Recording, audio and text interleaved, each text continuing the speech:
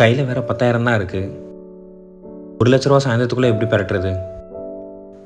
அன்றைக்கி யாரோ ஃபோன் பண்ணி 1,00,000 ரூபா லோன் தரேன்னு சொல்லியிருந்தாங்களே, கேட்டு பார்ப்போம்.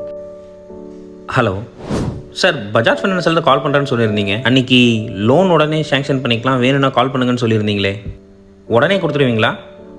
அப்ஃப்ரண்ட் ப்ராசஸிங் ஃபீஸ் 10K ஆகுமா? ஓகே சார், உடனே கிரெடிட் ஆகிடும்ல, ஜிபேயில் இப்போயே அனுப்புகிறேன். ஹே, காசு ரெடி பண்ணிட்டியா?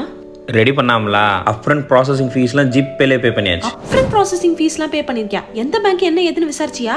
அதெல்லாம் விசாரிக்காமலையா? பஜாஜ் ஃபைனான்ஸ் பேங்க் தான். ஒழுங்கா பேக்ரவுண்டாச்சும் வெரிஃபை பண்ணியா? அதெல்லாம் கேட்காம இருப்பனா? ஐடி கார்டை வாட்ஸ்அப்பில் அனுப்ப சொல்லி பார்த்துட்டு தான் கொடுத்தனே. இப்போலாம் ஸ்கேமர்ஸ் ஃபேக்கான எம்ப்ளாயி ஐடி பிரிண்ட் பண்ணி வாட்ஸ்அப் இமெயில்னு அனுப்பிச்சு நாங்கள் தான் அஃபிஷியல்னு கிளைம் பண்ணுவாங்க. பட் உண்மையிலேயே எந்த ஒரு பேங்க்கோ NBFC or reputed company like Bajaj ஃபினான்ஸோ அவங்களோட எம்ப்ளாயி ஐடி கார்டு வாட்ஸ்அப்லையோ இல்லை இமெயிலையோ சென்ட் பண்ணவே மாட்டாங்க. அதுவும் இல்லாமல் மெயினாக அப்ஃப்ரண்ட் ப்ராசஸிங் ஃபீஸ் கேட்கவே மாட்டாங்க அவங்க பர்சனல் அக்கௌண்ட்டில்.